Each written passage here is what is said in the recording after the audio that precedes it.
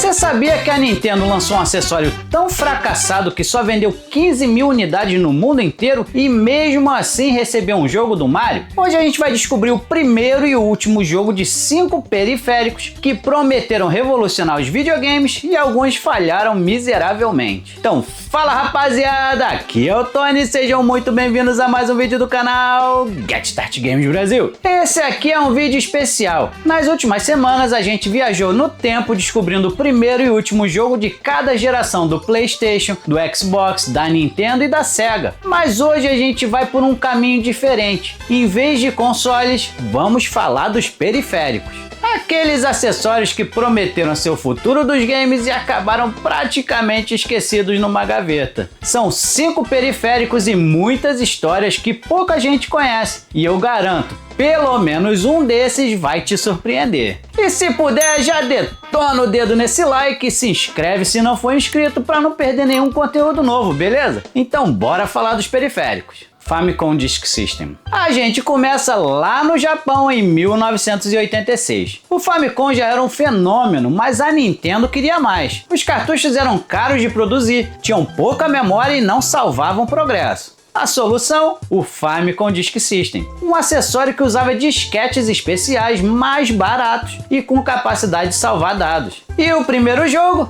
Nada menos que The Legend of Zelda, lançado em 21 de fevereiro de 1986, no mesmo dia do lançamento do periférico. Isso mesmo, Zelda não nasceu num cartucho, ele nasceu num disquete amarelo. E aquele save file que a gente usa até hoje só foi possível graças ao Disk System. Além de Zelda, títulos como Super Mario Bros 2, o japonês que saiu no ocidente mais tarde, como Lost Levels, e Metroid também estrearam nesse formato. O Famicom Disk System vendeu bem no começo, mais de 4 milhões de unidades, mas tinha um problema: pirataria. As lojas tinham máquinas que regravavam os disquetes por moedas e a Nintendo perdia dinheiro. Além disso, a tecnologia dos cartuchos evoluiu rápido, chips de memória ficaram mais baratos e os cartuchos passaram a ter save também. E o último jogo? Foi o obscuro Junken Disc Joe, lançado pela Sunsoft em dezembro de 1992, um jogo de pedra, papel e tesoura. Imagina, 6 anos de vida de um dos maiores jogos da história até um Junken Pô digital, Sega CD ou Mega CD. Agora a gente vai para Sega. No início dos anos 90, a palavra mágica era CD-ROM. Mais espaço, áudio de qualidade, vídeos em tela cheia, parecia o futuro. E a Sega quis ser a primeira a entregar isso para os consoles com Sega CD,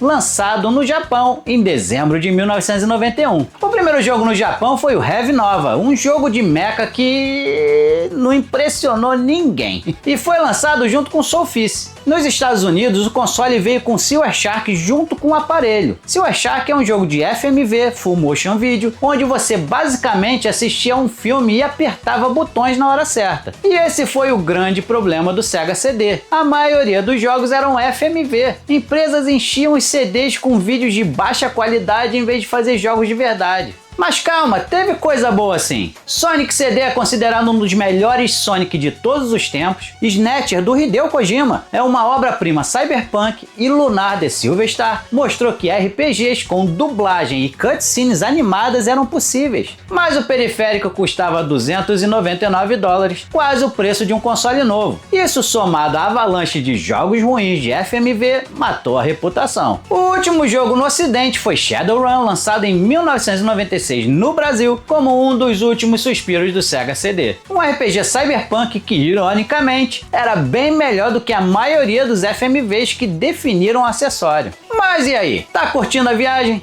Porque agora a gente vai falar de um periférico não muito conhecido pela galera. Se liga. Super Famicom Satellaview. Esse aqui é o mais bizarro da lista. Em abril de 1995, exclusivamente no Japão, a Nintendo lançou o Satellaview, um acessório para o Super Famicom que se conectava a uma antena de satélite. Sim, satélite. Você recebia jogos, notícias e até eventos ao vivo transmitidos pelo ar, como se fosse rádio, mas com games. O primeiro jogo transmitido foi o BSX, The Story of the Town Whose Name Was Stolen, que funcionava como um hub, tipo uma cidade virtual de onde você acessava outros jogos. Isso mesmo, ele era a interface principal do aparelho. Apenas através dele você acessava outros jogos e serviços. Parece loucura para 95, né não? E era mesmo. A plataforma recebeu coisas incríveis como BS The Legend of Zelda, versões remasterizadas dos Zeldas clássicos com narração ao vivo, Radical Dreamers, a sequência de Chrono Trigger que quase ninguém jogou e versões exclusivas de F-Zero e Fire Emblem. O problema? Você precisava de uma assinatura do serviço ST Giga, uma antena de satélite e tá no Japão. As transmissões eram em horários fixos, perdeu. E quando a ST Giga começou a ter problemas financeiros, o serviço foi definhando. A última grande transmissão foi uma sequência de 4 partes do jogo BS Fire Emblem Akaneya Senki, mas as últimas transmissões aconteceram por volta de junho de 2000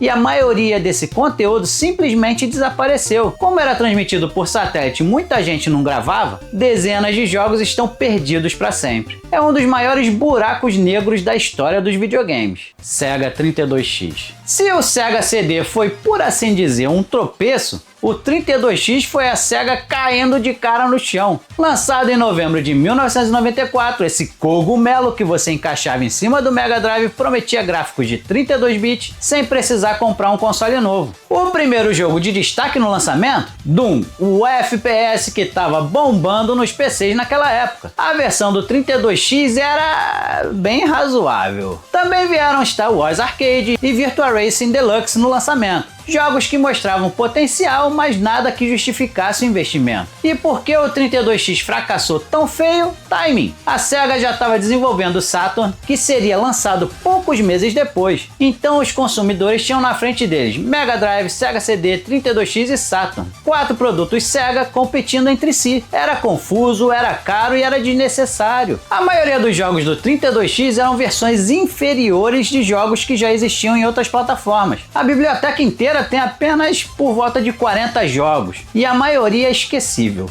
O último jogo foi Spider-Man Web of Fire, lançado em 1996. Tão pouca gente comprou que hoje ele é um dos jogos mais raros e caros de colecionar. O último jogo de um console fracassado virou item de colecionador. Olha a ironia. Bom, mas a gente já falou de 4 periféricos, mas o último é talvez o mais triste de todos. A Nintendo levou anos desenvolvendo ele, fez o público esperar, e quando finalmente lançou, bom, segura que você vai entender. Nintendo 64DD. O 64DD era o acessório de disco magnético do Nintendo 64. Alguns falam que DD é de Dynamic Drive e outros dizem que é de Disk Drive. Mas de qualquer forma, a Nintendo anunciou ele em 1995, prometendo expansões de jogos, criação de conteúdo exclusivo e até conexão online. Parecia incrível, mas o problema só foi lançado em dezembro de 1999, 4 anos depois do anúncio, e quando o Nintendo 64 já estava no fim da vida. O primeiro jogo no lançamento foi Mario Artist Paint Studio, parte de uma série de ferramentas criativas com Mario. Era interessante? Sim. Vendia hardware? Não. Junto vieram SimCity 64, exclusivo do 64DD e surpreendentemente bom. E Toshin the Giant, um God Game onde você controlava um gigante numa ilha. O 64DD foi lançado apenas no Japão, vendido exclusivamente por um serviço de assinatura online chamado RandNet. E custava caro. A biblioteca total? Apenas 10 jogos. 10! No mundo inteiro, estima-se que foram vendidas apenas 15 mil unidades. E o último jogo? Não foi nenhum RPG épico, nenhuma aventura grandiosa. Foi Mario Artist Polygon Studio, lançado em agosto de 2000, menos de um ano depois do lançamento do próprio periférico. Era um software de criação 3D onde você podia modelar objetos, criar animações simples e até importar trabalhos feitos nos outros títulos da série Mario Artist. Basicamente, a Nintendo tentou transformar o 64DD numa plataforma criativa, um estúdio multimídia que quase ninguém pediu. Mas agora eu quero saber de vocês, qual desses periféricos vocês acham que teve o fim mais injusto? E se pudessem ressuscitar um deles com a tecnologia de hoje, qual escolheriam? Manda aí nos comentários. Eu com certeza escolheria o Sega CD, mas com mais jogos decentes dessa vez. Quem sabe até um Papo Full Mail 2. E se você curtiu essa série de primeiro e último jogo, deixa aquele like para eu saber. Se esse vídeo for bem, quem sabe eu não faço um falando sobre o primeiro e último jogo de consoles menos conhecidos, mais obscuros. E se você não viu os outros vídeos dessa série, clica aqui nessa playlist que tem todos eles. Então, muito obrigado por assistir até o final. Fiquem com Deus e nos vemos no próximo vídeo. Fui!